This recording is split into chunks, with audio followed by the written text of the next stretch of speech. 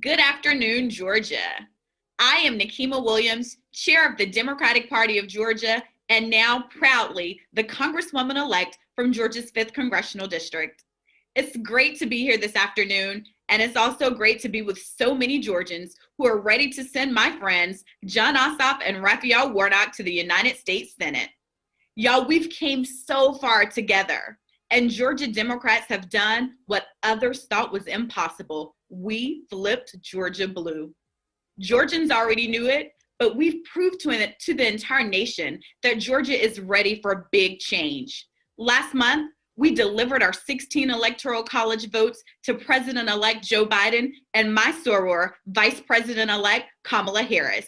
And we're about to deliver not one, but 2 Georgia Democrats to the United States Senate in January. I couldn't be more proud of Georgia Democrats and the accomplishments that we've made together. But y'all, we're not done yet. All eyes are on Georgia. We will single-handedly determine the future of our country. COVID relief, healthcare, the John Lewis Voting Rights Act. The stakes just couldn't be higher. And it all comes down to Georgia. And not only are Georgians counting on us, the entire country is counting on us. A vote for Jon Ossoff and Raphael Warnock doesn't just mean change for Georgia. Working families across America will benefit from the hard work that we're putting in today. Our win in November was not simply luck. Our win is a direct result of the sweat and tears of Georgia Democrats over the years. It's taking us years of deep organizing and mobilizing voters, years of reaching out to overlooked Georgians and reminding them of the power of their voice and their vote.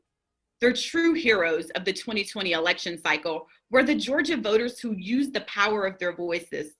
While I do love to boast about our incredible staff and volunteers and all of the hard work that has shaped Georgia for years to come, it was Georgia voters who showed up and showed out at the ballot box.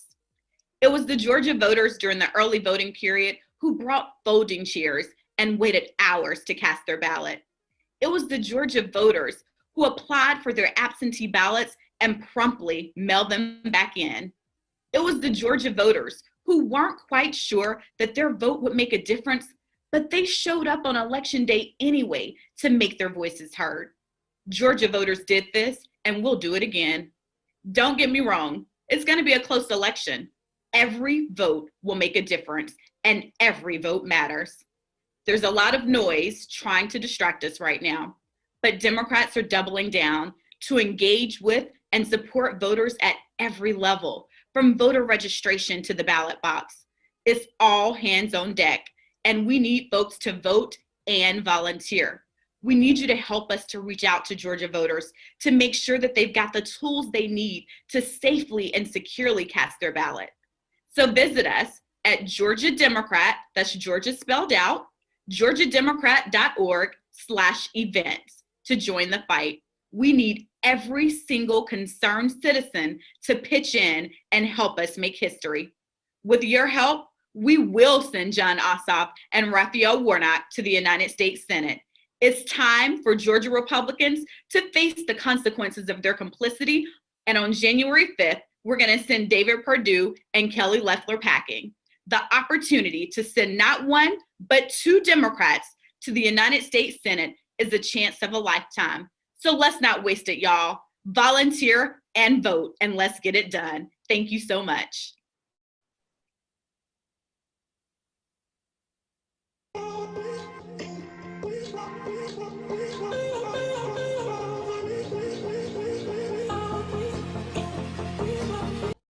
I'm Atlanta Mayor Keisha Lance Bottoms. I'm reminded of a quote by Atlanta's native son, Dr. Martin Luther King Jr., who said, "We are not makers of history, we are made by history." I've often wondered what he meant by that. But as we are on the eve of one of the most important elections in our country and in our state's history, what I know to be true is this: generations that come after us will ask, where did we stand at this time? When we've asked our grandparents and our parents where they were during the civil rights movement, some said they swept floors, others said they marched, others said they made sandwiches, Others have said, I voted. That's what we have to be able to tell our children's children, that we stood up and we made a difference, that when the opportunity for our nation to take a turn for the better was presented to us, we did all in our power to make a difference. So all of us may not be able to mobilize and knock on doors and make phone calls, but you can vote. You can also take the opportunity to make sure that those in your household go and vote. Jon Ossoff and Raphael Warnock, two men of principle, two men of conscience, two men that can help us change the course of this nation. All eyes are on Georgia right now, but the power is within us. So remember, you have until December 7th to register to vote. Early voting starts December 14th, and the election is on January 5th. Let's do what so many before us have done in Georgia. They changed the world simply by standing up and being counted. Our votes will reflect our voices. And what our voices say loud and clear in this state is that we need people of good conscience so that our children's children will have a better future ahead. Thank you.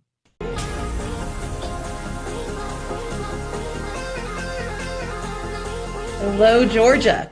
Thank you so much for joining us for this extraordinary moment where we will bring together our two candidates for the U.S. Senate, Reverend Raphael Warnock and Jon Ossoff, with the 44th President of the United States, President Barack Obama. But before I bring them on, I want to talk about why we're here. You may remember a few weeks ago, we did something no one expected. We turned Georgia blue. We won this election decisively, and despite the number of recounts, it keeps giving us the same answer, that Georgia Democrats showed up, that Georgians showed up, and that we decided that we wanted to move this nation in the right direction, that we needed leadership that understood that the COVID pandemic deserves to be met with the ferocity and the intentionality of both science and a moral vision that says that we can make things better, that we deserve justice in this nation for every person, and that we are at a moment where our economy desperately needs tending, and it cannot be simply measured by the stock market. It has to be measured by what's happening to folks at the supermarket. We have a moment now where we have a president-elect in Joe Biden and a vice president-elect Kamala Harris, but we're not done yet. We're not done because we still need to solidify the U.S. Senate. We have three branches of government, although sometimes it hasn't seemed like it. But in the Senate, we have the opportunity to match the needs of the people with the power of our leaders. And unfortunately for the state of Georgia, we have had two leaders that have been missing in action. Two people who have decided to put profit above the people, and two people who have refused to take responsibility for creating a culture of intimidation, a culture of fear, rather than cultivating a culture that believes in our democracy and is willing to fight to ensure that every voice is heard. But I want to talk about what Georgia can do to make this right. You see, we have two Senate seats that are up for grabs, but we know how to win those seats. We know how to knit together a coalition of the willing, a coalition of the good, a coalition of Georgians who want to not only serve the needs of their fellow citizens, but understand that we are part of knitting together the fabric of our nation and re-knitting the promise of who we can be. I'm excited because I know we can do it because we've just seen it done, but we know this didn't happen overnight. We know it has taken years to pull together, to lift up, and indeed to mitigate the harms that kept voices from being heard. But we did something miraculous in November. We built a coalition that accomplished something that we hadn't been able to do in 28 years. But in this moment, we know what's going to happen. We know that we can continue to rely on the new voices that have come from young people who surged from 14 to 16% of our electorate. We can increase the participation of Asian American and Pacific Islander voices who between 2016 and 2020 increased their participation by 91%. Our Latino voices were amplified by 72% over 2020. African American voices increased by 20%, and the white share increased by 16%. And I list every one of those communities because no one community can do it alone. We are a nation that is built on our diversity, and we are a state that reflects that diversity more than any other battleground state ever has. And what we can do in this moment is recognize that if we elect Jon Ossoff, if we elect Raphael Warnock, we are electing the future. We're electing two men who have given their lives to service, who, despite not having the titles, have always been willing to do the work. Two men that I count not only as my candidates, but as my friends. And I look forward to introducing you to each of them. But for now, I'm going to start with my dear friend, the Reverend Raphael Warnock. I met Reverend Warnock 15 years ago when he came to pastor Ebenezer Baptist Church. But I got to know him best in 2014 when I launched a little project called the New Georgia Project to register the unregistered 800,000 people of color. When I reached out to Raphael Warnock and said, I need some help, I need someone to stand with me and talk about why this matters, he didn't balk, he didn't blanch. He not only stepped up, he stood firm, and he defended those voices. He has worked tirelessly throughout his tenure as the pastor of Ebenezer Baptist Church to ensure that the left behind and the left out do not get forgotten when he is in the room. And that's why we need to send him to the U.S. Senate, because he understands that whether we're talking about access to healthcare, access to jobs, or access to justice, that we need to have someone who's understood what it means to be without those things, and someone who will always put the people over profit. And so please join me in welcoming my friend and our next U.S. Senator, Reverend Raphael Warnock. Well, thank you so very much, Stacey. It's always great to be with you. And I have enjoyed over the years getting into good trouble, as John Lewis used to put it, with you. Good afternoon, Georgia, and thanks to everybody for joining us today. I'm honored, of course, to be with Stacey and with John in this fight together. And all of us are deeply honored, as always, to be with President Barack Obama, who inspires us all in so many ways. I want to thank our Congresswoman, Nekima Williams, Congresswoman-elect, and I want to thank Atlanta's great Mayor, Keisha Lance Bottoms, for taking the time this afternoon to help us to get out to vote. Well, I've been traveling all across the state. I have been making my way into cities and towns. And when I go into these small towns, often they're surprised that I'm there. I'm surprised that they're surprised. They say that they're not accustomed to people running for the Senate or serving, dropping by these little towns, which is strange to me because John and I are running to be the next two senators for the whole state of Georgia. And as I encounter people and their stories, I've been thinking a whole lot lately about my dad. I grew up as one of 12 children in public housing. We were short on money, but long on faith. And we had a deep sense of values and hard work. My dad used to wake me up every morning, 7 days a week, 6 a.m. And he'd say, son, get up, get dressed, put your shoes on, and get ready. And sometimes I didn't understand. It was Saturday morning. I said, get ready for what? He said, I don't know. I'll figure it out a little bit later, but just get ready. And he just wanted me to be ready. And that was a life lesson that I've taken with me all of my journey. And I just want to say to Georgians this afternoon that it's time for all of us to get ready, put our shoes on. The battle is not over. We've got a race in front of us, and we intend to win. And we need all Georgians to recognize this deciding moment, this inflection point in our country. And Georgia's at the center of that inflection point. If you want to protect healthcare coverage for the 1.8 million Georgians with a pre-existing condition, get your shoes on and get ready. If you want pandemic relief for the Georgians who've had to close their doors to the dream business that they started from scratch, put your shoes on and get ready. If you're concerned about our teachers and our frontline workers and their ability to do the work that they're so deeply committed to, it's time for you to put your shoes on and get ready. If you want a U.S. Senate that takes on the challenges our country is facing and will partner with President-elect Biden and Vice President-elect Harris to deliver for Georgia. We need to put our shoes on and get ready to vote. The wind is at our back. The momentum is with us. The other side knows it. They're running scared, and they should be. But this is our moment. We're delighted that Georgia's on everybody's mind, and we need all Georgians to stand up in this defining moment in American history and win the future for all of our children. Again, thank you all for joining us, and I look forward to the conversation. Thank you so much, Reverend Warnock. You talked about getting ready, and I want to just point out that we've hit a milestone in Georgia already where more than 1 million Georgians have applied for absentee ballots.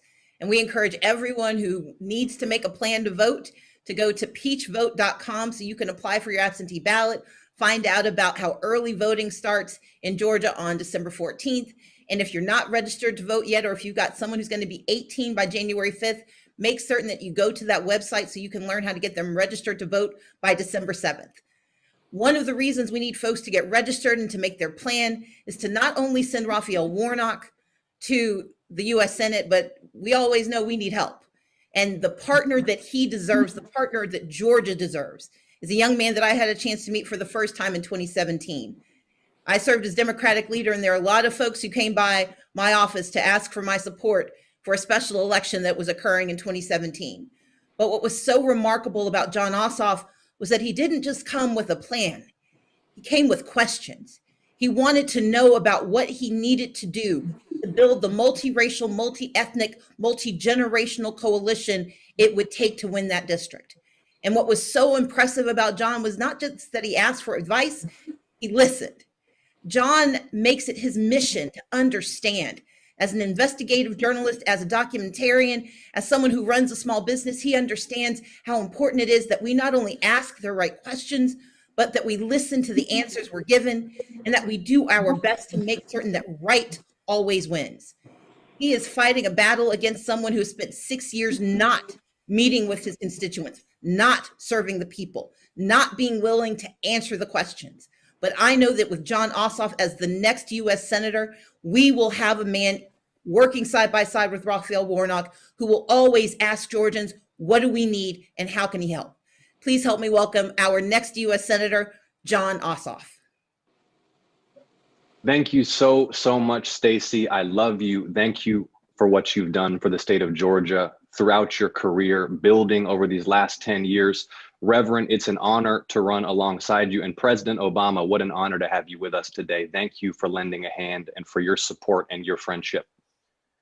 My mother was about 23 years old when she came to this country alone as an immigrant, because for her, America represented hope. She believed we were on a country, on a journey, making progress to fully realize our founding ideals, that we were equal in God's eyes, that opportunity and rights were given equally to all of us. That's the vision of this country that drew my mother here as a young woman. She became an activist and marched for the Equal Rights Amendment. She became a businesswoman. She became a citizen because she recognized that the ballot box is where we push this country forward. And what happened in these last 4 years, as our country's been ripped apart by fear and division, broke my mother's heart. And what's happened in this last year, as the catastrophic failure of our leaders has compounded the death toll and the economic damage from this pandemic, has broken so many hearts. But if you're wondering what you've been feeling in your heart these last 4 weeks, maybe an unfamiliar feeling that you haven't felt in a while, that is called hope. And it reminds us of what we felt 12 years ago when Barack Obama ran for president at a time of war and recession and financial crisis, and put hope in our hearts. And Georgia right now represents the hope of the nation, because what's happening in Georgia is such a beautiful clarification of where the American South is and where our state is. You got the young Jewish journalist son of an immigrant running alongside a Black preacher who holds Dr. King's pulpit at Ebenezer Baptist Church, leading a grassroots movement for health, jobs, and justice in the midst of a crisis. And we're running against like the Bonnie and Clyde of political corruption in America, who represent politicians who put themselves over the people. We have the chance in Georgia to stand up and make a difference, to define a future where all of us have equal justice under the law, where all of us can get the health care that we need, to leave future generations a clean and beautiful planet, to make sure everyone has access to dignified work that pays a living wage, to empower the health experts to get us out of this crisis and get economic relief to people who need it. That's what's on the line. I want to thank all of you from the bottom of my heart for being a part of this moment. Let's make history and win these races and write the next chapter in American history together. Thank you so much, Stacey, Reverend, and Mr. President. Thank you, John. Thank you so much for the work you've been willing to do and the way you've continued to meet this moment. It is my distinct pleasure now to introduce the reason we're all here. And I had the opportunity to first meet him as a senator. He was in the state of Georgia in 2007. We were in a small conference room, and I don't think I appreciated at that moment just how extraordinary the conversation I was able to have was. Because Barack Obama met with a group of us talking about his vision for the presidency, but what he was willing to do was to listen to us, to a group of state legislators as we described the concerns in our communities, as we talked about the fears of our people. And unlike so many politicians who will often interrupt you to tell you what they think you already need to know, he listened. And more importantly, because he had been in the state legislature, because he was a US senator, he took that information with him into the White House. And for 8 years, we watched someone who loved not just the notion of America, but the people of our country. We watched him lead us through crisis. We watched him guide us to better ideas and higher ideals. Someone who brought with him his training as an organizer, his commitment as a state legislator, his knowledge as a constitutional scholar, his leadership as a US senator, but more importantly, his ethic as just a good man who understands what it means to stand up for others, to deliver on your promises, but to always tell the truth about what's possible, but encouraging us always to dream about what stands before us. There is nothing inevitable about success. But what we saw with Barack Obama in 2008 and again in 2012 is what we have here in Georgia in 2020. We have the opportunity to build a better future, and there is no one better to talk about why Jon Ossoff and Raphael Warnock are a part of that future than the great man himself, President Barack Obama. Thank you, Stacey. I need Michelle to hear that introduction because sometimes you're not always a prophet in your own land. You've been such a good friend, but more importantly, you've been such an extraordinary leader. And it is wonderful to see John and Reverend, two candidates who not only know their stuff, not only have specific plans around advancing health, jobs, and justice,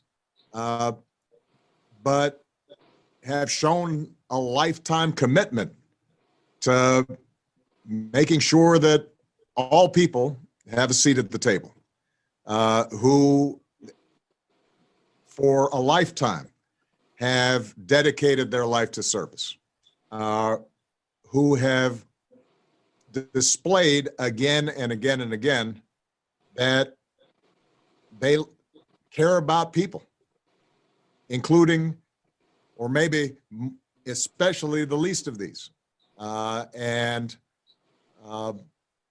have the kind of integrity that we want to see in public service. So it's a treat to be with all of you.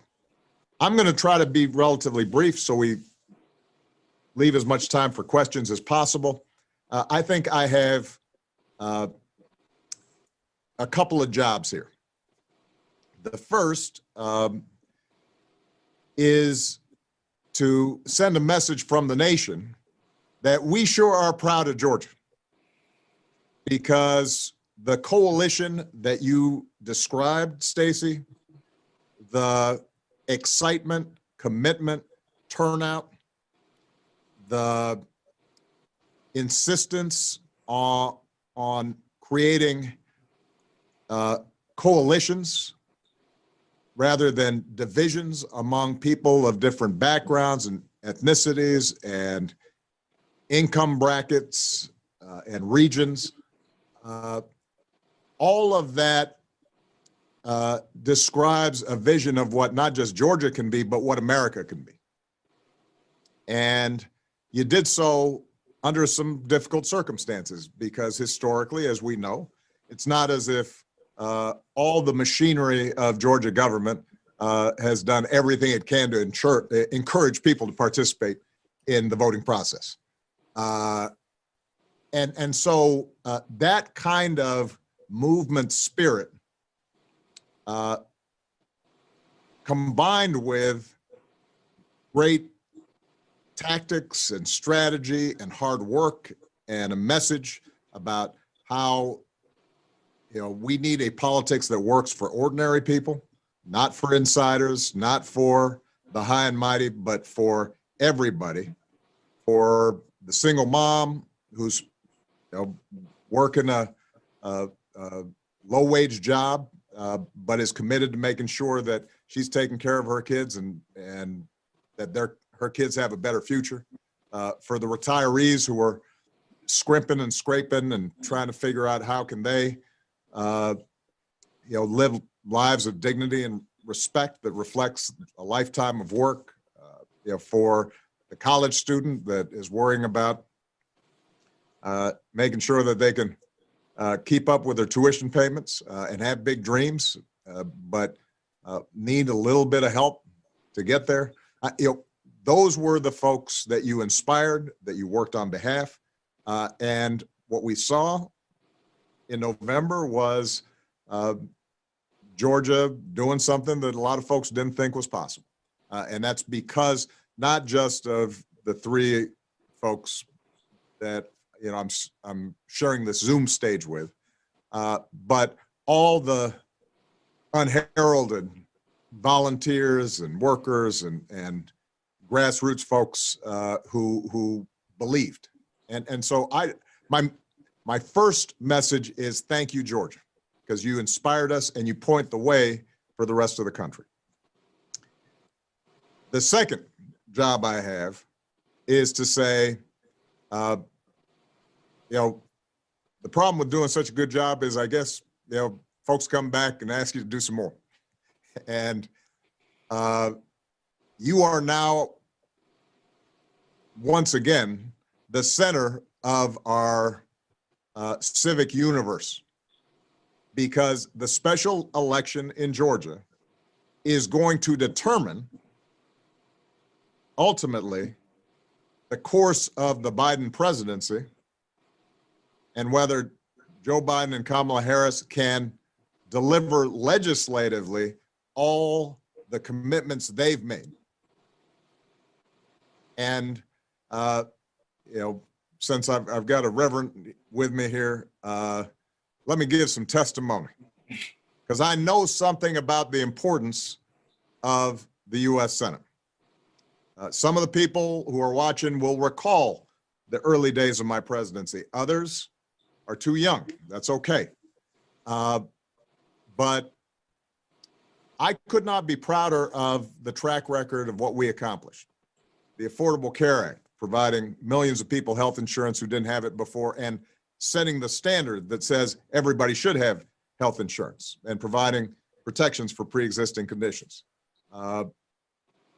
Us passing Wall Street reform so that we wouldn't repeat some of the outrageous behavior that we saw on Wall Street that caused a financial crisis and financial ruin for so many on Main Street.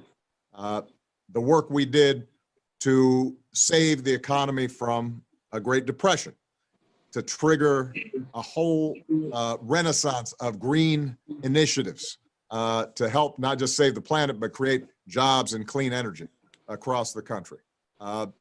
Providing broadband lines into rural communities that didn't have it before, so young people could have the same advantages that folks in the cities had. We very proud of the work we did. But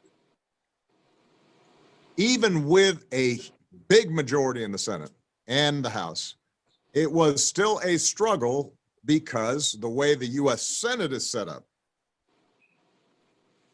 it is possible for those who want to stop progress, those who don't want everybody from having health care, those who don't want to make sure that we have fair wages for our workers, those who aren't interested in protecting the planet from environmental degradation.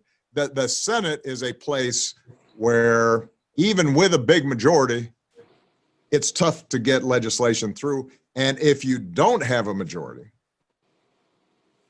if the Senate is controlled by Republicans who are interested in obstruction and gridlock rather than progress and helping people, they can block just about anything.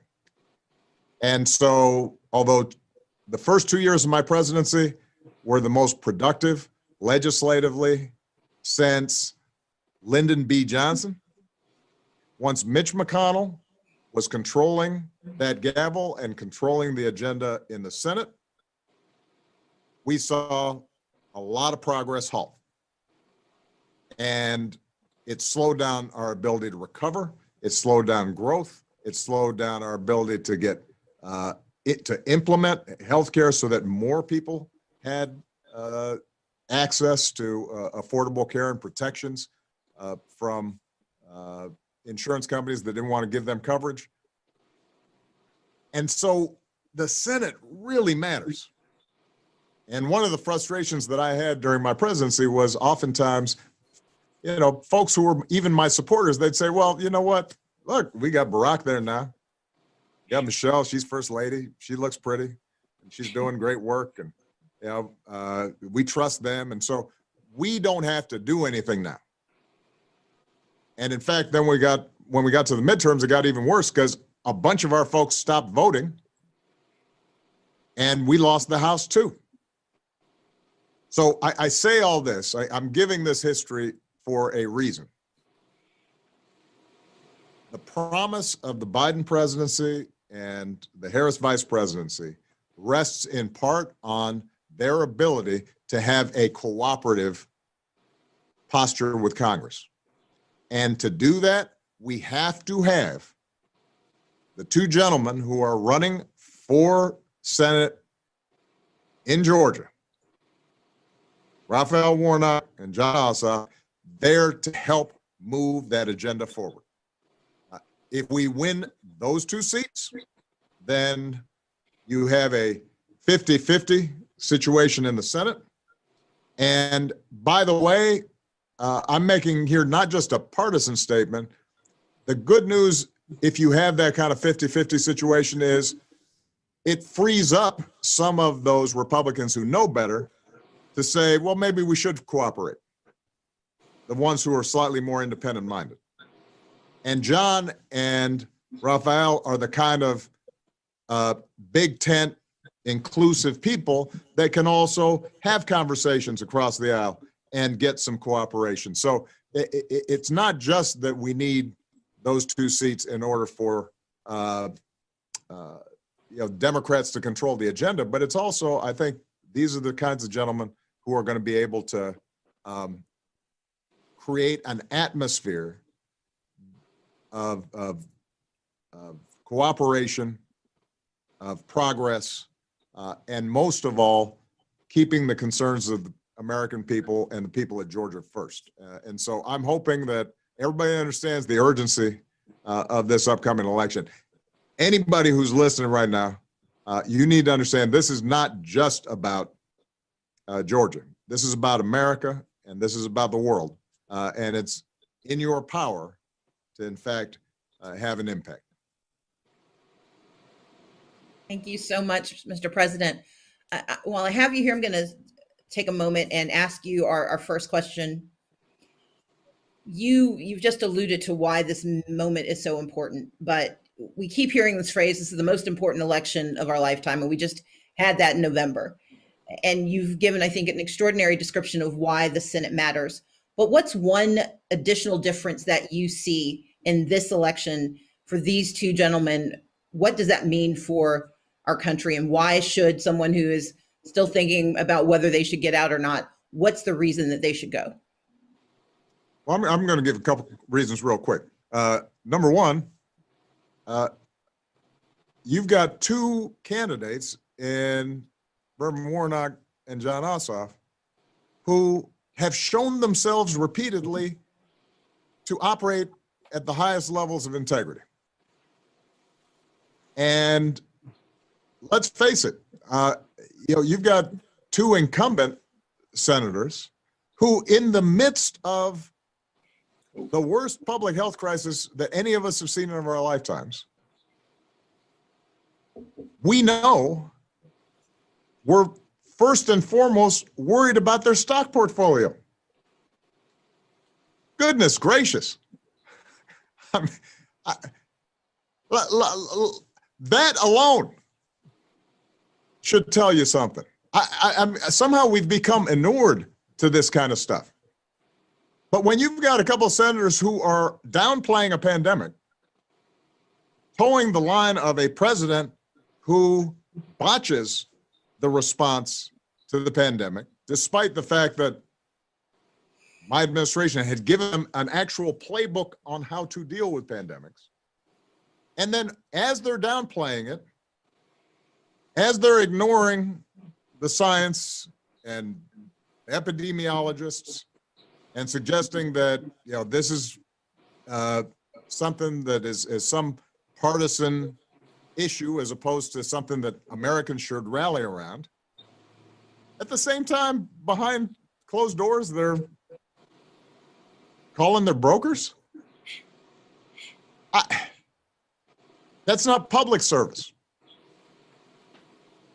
And so that alone should motivate, I hope, the people of Georgia to say, we want somebody in there who cares about us and who's thinking about us and is working for us every day. It doesn't mean that Reverend Warnock and Jon Ossoff are going to be perfect or they're going to solve every problem of every Georgian right away as a consequence of being elected, any more than electing me, solved every problem, or that I didn't make mistakes, or that there were still issues that were pending after 8 years of me being president. But the one thing I could say about my presidency, and the one thing I can say about Jon and Raphael for certain, is I know they're going to be working every single day to make sure that they are doing their absolute best to serve the people that serve them there. And that's the bare minimum that anybody should want. But beyond that, as I said, what is also at stake is if we're going to get significant economic relief for small businesses in Georgia that are suffering because of the pandemic, if we're going to seriously deal with the aftermath of the pandemic, if we are going to start building on the Affordable Care Act and making it even stronger so more people are reached, those kinds of agenda items require legislative initiatives, and we can't get that done unless we've got not just a White House, but also willing partners in Congress. And these two gentlemen, Jon and Raphael, I know that that's what they want to get done. Thank you. So we've got some questions from folks from around the state, and Jon, I'm going to come to you next. Similar to the question I asked the president, you have this extraordinary commercial with with a business owner from Preston, Georgia. And she talks about the consequences of COVID and the consequences of failed leadership. Can you talk about why you think that this election is the most important and what's different about this moment?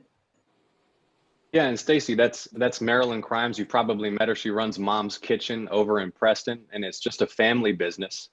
And she wanted to tell the people that what President Obama just described, having so-called public servants more concerned with enriching themselves during a crisis than delivering basic economic relief for ordinary people, is totally unacceptable. I mean, it's not just that, for example, Senator Perdue has been blocking relief for ordinary people since midsummer. He was against it at all in the first place. He fought against a single $1,200 stimulus check for working people, while he was furiously buying up medical and vaccine stocks and dumping his casino shares, while he had access to classified briefings on COVID-19 in the Senate. It is such a gross abuse of power. And the story that Marilyn wanted to tell is, here she is running a family business. She's not getting help from the federal government. And the individual supposed to be representing her isn't even looking out for her. He's looking out for himself. And the reason that this election matters so much, it's just like President Obama said, we all know Mitch McConnell's heart. We all know that he's going to try to do to Joe and Kamala just like he tried to do to President Obama.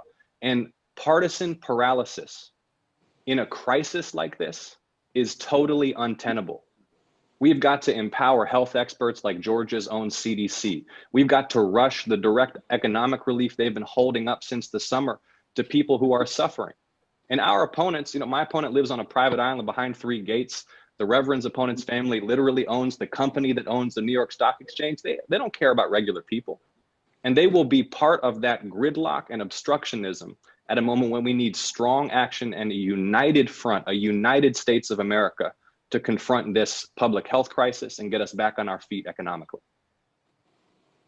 Raphael, I want to bring you into this conversation. You have spent most of your adult life, starting when you were in high school, actually, before you were an adult, thinking about the issues of healthcare. And this election is absolutely going to be a referendum on healthcare. Can you talk about why this moment is so different and why it's so incredibly important that we have people who turn out and who understand what's at stake? Thank you. Well, as you point out, I've been working on healthcare for years. And when President Obama and others were pushing through the Affordable Care Act, I was preaching about it from the pulpit at Ebenezer, reminding the folks who gather there that if you just casually move through the Gospels, you're not going to have any trouble running into a healing story. Jesus spent a lot of time healing the sick. And the stories in our holy books, blind Bartimaeus had a pre-existing condition. So did the woman with the hemorrhage. And I believe healthcare is a human right. And it's certainly something the wealthiest nation on the planet can and ought to provide to all of its citizens. And so we were making the argument then and saying that we don't suffer from a lack of resources, but a lack of moral imagination and political will to do the right thing. And here we are all of these years later, and Georgia is one of only 12 states that is yet to expand Medicaid. And so I've been moving all across Georgia, and I go into these rural communities, and they're the ones that have been most devastated by our refusal to expand Medicaid. We're subsidizing healthcare in Illinois and in California and New York, and our hospitals are closing 9 in the last 10 years. So it was already an urgent issue, but the pandemic brought these long-standing disparities in healthcare and economic disparities into sharper focus, so that the people who are already hurting are hurting even more. We should have known before the pandemic that I need my neighbor to be covered. That if she is uncovered, that has implications not only for her family, but for mine. But when you're dealing with a deadly airborne disease, suddenly we learn that we're as close to each other's humanity as a cough, as a sneeze. That person might be uncovered, but I'm unprotected. We're tied, as Dr. King said, in a single garment of destiny. So the pandemic has brought it into sharper focus and has made it even more urgent. And we got to strengthen the Affordable Care Act. We've got to make sure that we get more people covered. And we need representation in the Senate that's not there to represent big pharma, so that while claiming to be the, captains of industry and so committed to free enterprise, you don't want the pharmaceutical companies to have to negotiate the cost of prescription drugs with Medicare. That doesn't make any sense. And so this work needs to be done. It's urgent. And I'm just honored to be a part of that conversation. Well, we know now why we need to do this. Let's talk about what we need to do. And I think that's going to be the most meaningful part of this conversation, because when we've got President Obama, we've got Reverend Warnock, and we've got Jon Ossoff, you have an opportunity to tell everyone watching and everyone who's going to be replaying this, we want to give them 3 things to do. So I'm going to ask each of you to give me one thing that they can do to make certain that we can meet this moment and achieve the outcomes of, getting ready and having hope and really continuing to fix our country. So Jon, I'm going to start with you. What's one thing you want people watching to do to make this happen? Georgia, and especially young people here in Georgia, make a plan to vote. Make a plan to vote. December 14th, the first day of early voting. Vote for health and jobs and justice. Vote to get us out of this crisis. We can pass a new Civil Rights Act. We can make sure that everybody has the health care they need. We can protect our environment. The future is limitless, but we've got to win these races. It's going to come down to youth turnout. So I am calling on young people in Georgia to make a plan to vote. Reverend Warnock. And on that score, I want to say that young people who were not eligible to vote on November 3rd, if you're 17, you'll be 18 by Election Day. You can still register. You have until December the 7th, just a couple more days to get registered. So register to vote. And then to everybody else, make sure that you vote and make sure that everybody in your circle votes. All of our faith leaders, voter participation is a non-partisan exercise. It is something you can certainly push from your pulpit. I believe that a vote is a kind of prayer for the kind of world that we want to live in. And so if you're sitting in someone's temple, church, mosque, virtually these days, reach out to the leader of that congregation and make sure that we get the word out through all of these networks, our fraternities, our sororities. You see, I'm wearing my colors today.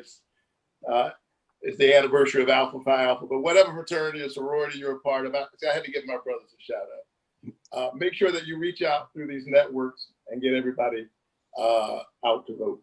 We can win this election. We have the coalition. If we show up, we win. And President Obama, you launched so many coalitions and reset the belief in what was possible for millions of Americans, including those of us here in Georgia who have been working so hard to meet the vision that you've set. What's the thing that you want folks to understand they need to do between now and January 5th to make the world the way we want it to be?